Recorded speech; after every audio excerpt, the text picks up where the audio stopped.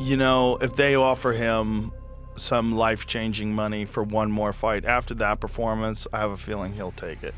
Joe Rogan has finally weighed in on Conor McGregor's latest surgery update, and it's left the entire MMA world wondering whether we've already seen the last of the Notorious. After UFC 329 ended in devastating fashion, fans have been desperate for one thing above all else: an update. When he fell down a second time, I was like, oh, this is not good. The first time I thought he just slipped. It's hard to tell. It's wild. It's in the moment. I thought he slipped. And then when he got up and he threw a kick again, I'm like, oh, I don't like how his leg just gave out. That didn't seem like... And I'm still hoping he's just slipping. Yeah. I'm hoping he's just freaking out because he hasn't been in the octagon in 5 years.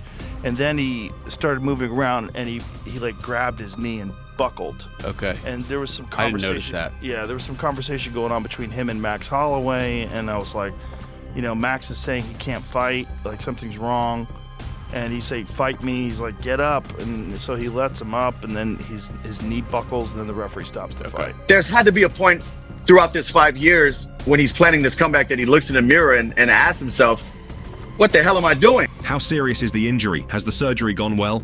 And perhaps the biggest question of all, will Conor McGregor ever fight again? With new information emerging and McGregor beginning the long road to recovery, the conversation has shifted from what happened inside the octagon to what happens next. Joe Rogan was one of the first voices to break down the situation, explaining how cruel injuries like this can be in mixed martial arts. Conor McGregor surfacing online. And it was his birthday yesterday. Happy birthday to Conor. 38 years young. Here he is with his wife, Dee, seemingly in good spirits. Happy birthday.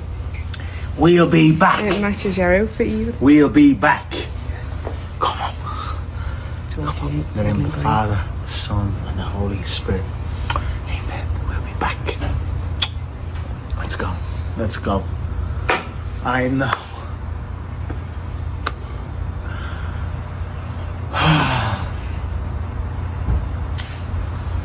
Here we go. He seems to be in good spirits. He seems to be happy. He says that he is going to be back, which is probably the most, the most important nugget of it all there. He seems to be grounded. Who knows? It's a 30-second video. I saw some people breaking down, whether or not this means it's this kind of injury, that kind of injury, including our pal Dr. Suterer, who said this on Twitter when he saw the video. Lack of brace, assuming he didn't just take it off for the video, means no high-grade collateral ligament injury, MCL/LCL, means nothing about ACL and meniscus. Range of motion being at least 90 degrees of flexion and looking relatively comfortable is good. How he took all that away from that video, I have no idea, but that's because he's probably way smarter than you and I. Looking back at the fight, Rogan pointed towards the awkward sequence where McGregor planted and twisted on the leg, describing it as the kind of moment that can instantly change a career. So he throws the kick. Again, I know you'll be saying I'm reading a lot into this in the comments, but just look. Boom, and then it's like a little stumble back. Like, it's not conclusive proof that there was anything wrong, but it's not McGregor at 100% either. Like, that doesn't look great. And then the third time he throws it on the footage, boom, and then he walks away. So we don't actually see McGregor in full flow, like kick, like hammering the pads, or it's almost like, and I'm not saying that this is the case because it's hard to know, when they needed their footage, he's like, all right, let me do the kick I'm going to do. Do you know what I mean? Like, potentially that's possible. Because this kick and then him walking off doesn't prove he was fine to me. I know a lot of people are saying, oh, well, he threw the kick on the pads. Aye, and then he walked away immediately. Like, he did three. It's very possible that there was a tear that was bad enough to not be able to win a fight, but that he was still able to pretend for a minute. Very possible. Fighters have done this for time, by the way.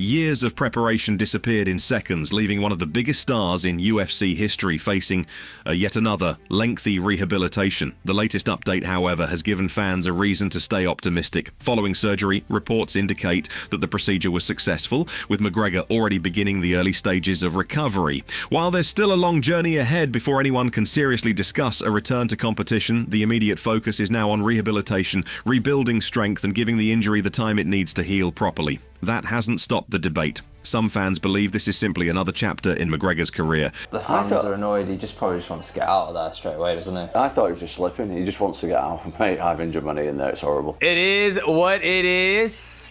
I bet you when he ran into that kick, he probably broke his shit. Well, those guys just made the easiest paycheck of their lives.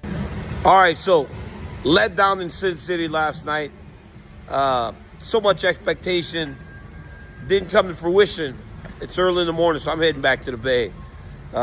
It's like somebody broke into my house on Christmas morning and took my gift. I discussed that and more in my live reaction from Octagon side. UFC 329 was a great night, but the main event, that sucked. 12 p.m. Eastern, 9 a.m. Pacific at my YouTube channel. Don't miss it.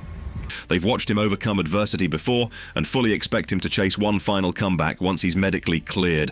Others believe this latest setback changes everything. After years of injuries, setbacks, and time away from the octagon, many are questioning whether another return is realistic, especially given the physical demands of competing at the very highest level. The face-off that day is at 80 million views. So if there was a pre-existing injury, somebody would have noticed it. He was limping, put his shoes on, he ran right at him. I don't think there was. Anything is possible, but he sure didn't look like it. And for 80 million just on my accounts, that number's got to be massive. Nobody noticed anything, so there you go.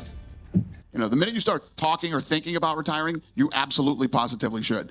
I haven't heard that from him yet, but, you know, he hasn't spoke publicly yet. We'll see what he has to say. And if he comes out and says, look, I want to run it back, will you guys be open to that? Yeah, I don't know. We'll see how this whole thing plays out. There's a lot of unanswered questions right now that will play out over the next several days, and that's why I don't come into these things and start, you know, talking about the future. And I don't know what's going to happen tonight, tomorrow, and, you know, Monday, and then we'll get back in the office on Tuesday, and it's not even worth talking about right now. Joe Rogan has also spoken in the past about how difficult it becomes for fighters returning from major injuries, particularly later in their careers. It's not just about repairing the body.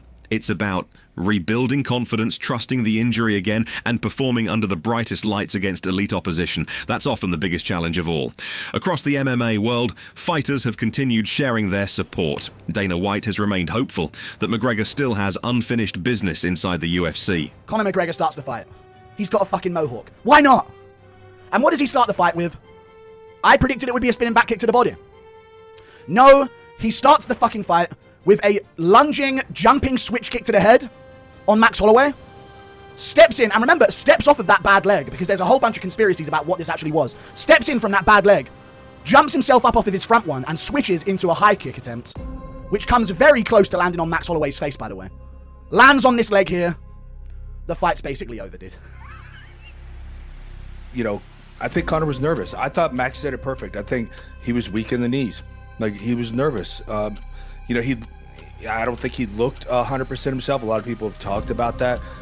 You know, I'm not one to judge body language too much, because I've made that mistake many times where you judge body language and then they perform great, right? So, you know, I don't think that's necessarily the best way to look at it. But look, he's always been a man of very, very high confidence, right? And he lived up to that, to what he always said he was going to do for so long. A lot of that confidence has been taken away from him. So he's sitting here saying all the right things. He's pumping himself up, making him, you know, feeling great walking into the fight.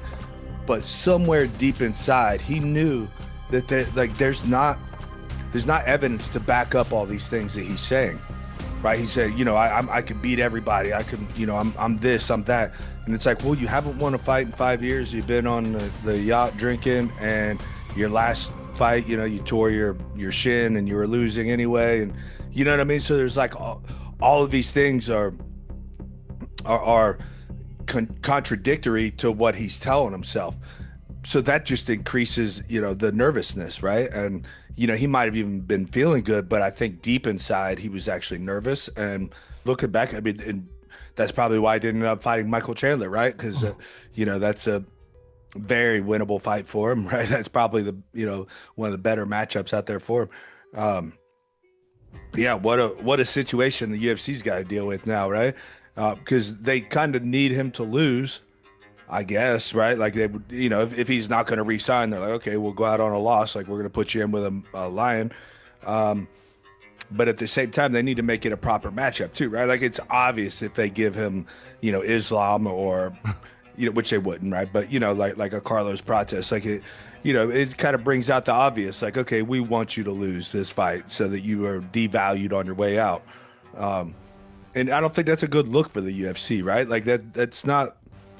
Do they care whether it's a good look? I don't know, but you know, is that really a good look for him? Like just, you know, putting it out there like that. So, but you know, to be fair, again, like this is the UFC. Like you're supposed to be fighting the fucking lion. John Jones, Tom Aspinall and Paddy Pimblett have all acknowledged how brutal injuries can be in this sport, while other fighters have expressed sympathy for McGregor after seeing years of hard work end in heartbreaking fashion. At the same time, fans are already looking towards the future. If McGregor makes a full recovery, who should he fight? Does the UFC revisit the Max Holloway matchup? Does another high-profile super fight make more sense? Or will McGregor decide that he's already achieved everything he wanted to accomplish inside the octagon? As I said on Monday, I really do believe he's going to fight again.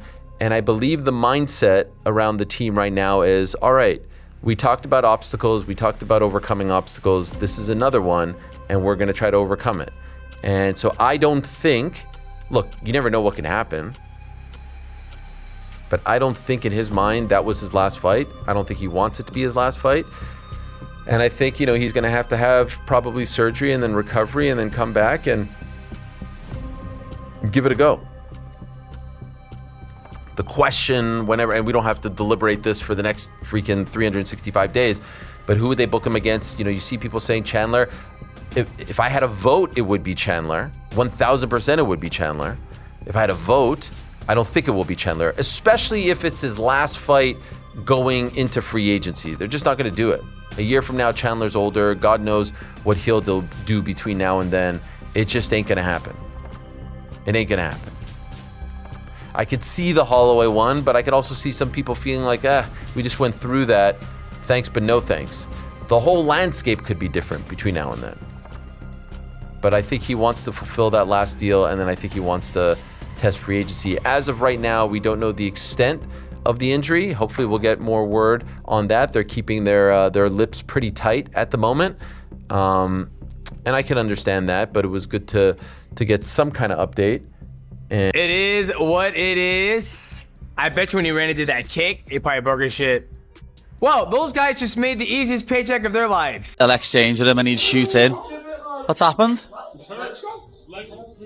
Oh my God, McGregor's done already. Well, he's finished. The new boy is in town. The main man's here. Know what I mean? I can become the face of the organisation now. But, yeah. Great, what a performance from me. Don't want to blow smoke up my own ass, but what a performance. What? Oh! Oh, what the f? Nah, it was his left when he broke, but I don't know what the f that was. Nah, this is bad. Yeah, that's bad. What the f? Hit him, hit him, hit him, hit him, hit him. Yeah, hit him. No mercy. What the f? Let him up, let him up, let him up, Max. Go, Max. Yeah. Don't. Oh, whoa. That's us, though. I hit him. Yeah, that's one more for the chosen few. This is where the streak begins. We only up.